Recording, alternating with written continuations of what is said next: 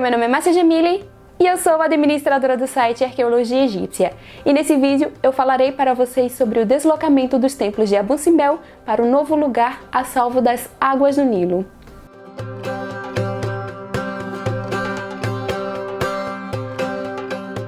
Imagine que você fosse um núbio indo visitar o Egito durante a 19ª dinastia. Uma das primeiras visões que você teria do país seriam de estátuas colossais, representando um faraó, uma rainha e alguns deuses. Contudo, a visão que você teria naquela época não seria parecida com a visão que teria hoje, uma vez que as margens do rio Nilo sofreram mudanças no século passado, por conta da construção da represa de Assuã, concluída em 1902, obras de ampliação das suas barragens e décadas mais tarde, a construção da grande represa de Assuã. E foi durante a construção dessa última que as margens do Nilo sofreram a maior mudança em sua paisagem, tanto no sentido ambiental como arqueológico, dando inclusive origem a um grande lago chamado de Lago Nasser. Esse empreendimento foi pensado por vários anos. Por exemplo, em 1959, o governo do Egito, juntamente com o governo do Sudão, entrou em contato com a Unesco pedindo para que ela realizasse um apelo internacional para salvar um patrimônio arqueológico núbio e egípcio. Agora, por que núbio e egípcio? É porque a Núbia era um país que fazia fronteira com o Egito dos faraós. Ou seja, os atuais sudaneses são descendentes dos núbios. Ao analisar o pedido, a Unesco percebeu que este seria um trabalho extremamente complexo, não somente por conta do número de sítios arqueológicos que estavam espalhados pela região, mas também por conta da dimensão de alguns deles. A ideia sugerida por eles é que fossem realizadas escavações arqueológicas por toda a região que seria impactada pela represa e que alguns dos templos fossem literalmente movidos de lugar. E dois deles eram os templos de Abu Simbel, o tema desse vídeo. Eu adoraria fazer um vídeo super explicativo falando de todos os trabalhos que ocorreram nessa época, mas infelizmente não vai rolar. Porém, espero que vocês tenham uma ideia da dimensão, literalmente, de como foram os trabalhos através deste material aqui. Daí, quem sabe, no futuro eu consiga fazer um mega vídeo sobre esse assunto. Mas agora eu preciso abrir um parênteses. Ao longo desses anos de divulgação da arqueologia na internet, eu vi várias pessoas questionando o porquê de se fazer essa represa, se para isso precisaria mover vários sítios arqueológicos.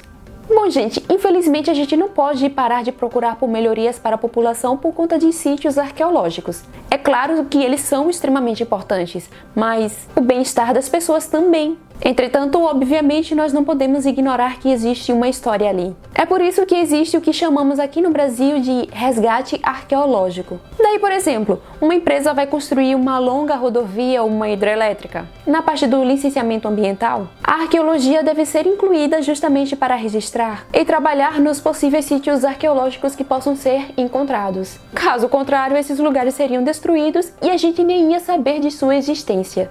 Infelizmente, aqui no Brasil, nós sabemos que as coisas funcionam de forma bem torta. Daí, o mais comum é que as equipes de arqueologia só sejam chamadas quando os construtores encontram um sepultamento ou um artefato arqueológico. Mas, antes disso, quantos sítios arqueológicos menos óbvios foram destruídos, hein? Olha aí, vocês amam a arqueologia egípcia, mas bora prestar um pouquinho de atenção em arqueologia brasileira também. Mas no caso do Egito, antes de se pensar em cavar o primeiro buraco para dar início à construção da grande represa, o governo já estava pensando no resgate arqueológico. Então, com meio caminho andado, a Unesco, no dia 8 de março de 1960, lançou um apelo internacional pedindo para que doações fossem feitas, para que este projeto saísse do papel. E também solicitaram por especialistas voluntários. A justificativa que eles utilizaram é de que esses sítios arqueológicos são um patrimônio de toda a humanidade.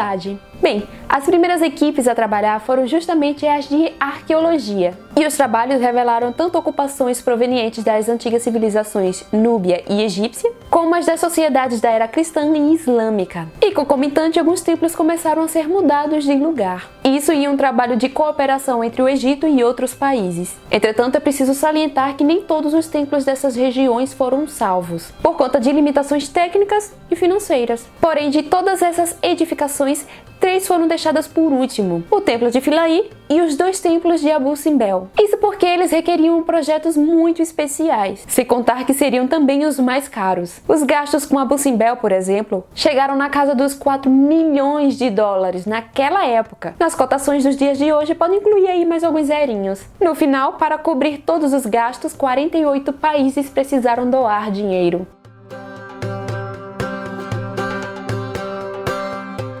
Eles foram construídos durante o reinado do faraó Ramsés II, que viveu durante o Novo Império, na 19ª dinastia. Já possuímos um vídeo sobre eles aqui no canal, então não vou me alongar muito. O link está no card e na descrição. Mas só para fazer um resumão. Eles foram construídos na fronteira sul do Egito para passar um recado para os núbios, que na época eram vassalos do Egito. E 2 vezes no ano ocorre um evento de alinhamento solar, onde a luz do sol ilumina o interior do grande templo, no caso o do Ramsés. Um é no dia 22 de fevereiro, o outro no dia 22 de outubro. E eu irei voltar a esse assunto mais tarde. As estátuas da fachada do templo de Ramsés possuem cerca de 22 metros de altura, e os recintos em seu interior foram perfurados 60 metros rocha dentro. E o da rainha Nefertari é consideravelmente menor. Mas observem aqui, comparado com o templo do seu esposo, quando falamos consideravelmente menor, ele ainda assim é bem grande. As imagens da fachada, por exemplo, possuem cerca de 10 metros de altura.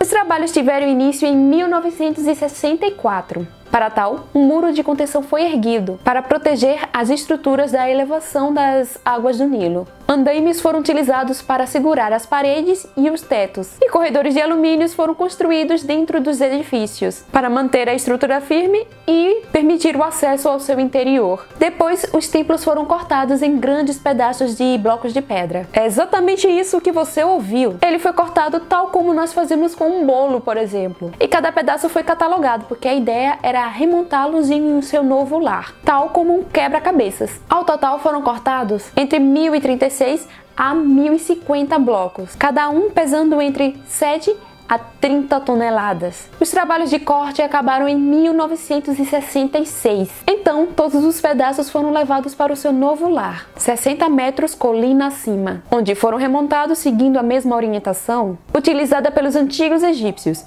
ou seja, apontando na mesma direção, de tal forma que aquele evento solar que eu citei há pouco pudesse ocorrer. Esse trabalho foi tão minucioso que esse evento solar possui uma falha de somente um dia, já que originalmente ele ocorria nos dias 21 de fevereiro e 21 de outubro. Então alguém pode falar: ah, Márcia, então não foi tão minucioso assim. Se fosse, o evento solar ocorreria no tempo certinho. A real é que os engenheiros da década de 60 se esforçaram ao máximo para isso, especialmente considerando o fato de que eles precisaram mudar todo um templo totalmente de lugar. Então, por favor, tenham mais consideração. Ah, e uma informação adicional. Para disfarçar as marcas de corte, foi injetada terra vermelha nas junções entre as pedras. Enfim, os trabalhos de transposição acabaram em 1967. Mas alguns detalhes adicionais precisavam ser feitos. Por exemplo, o templo foi escavado na rocha. Então os atuais engenheiros queriam fazer uma cópia do relevo em que eles originalmente tinham sido esculpidos.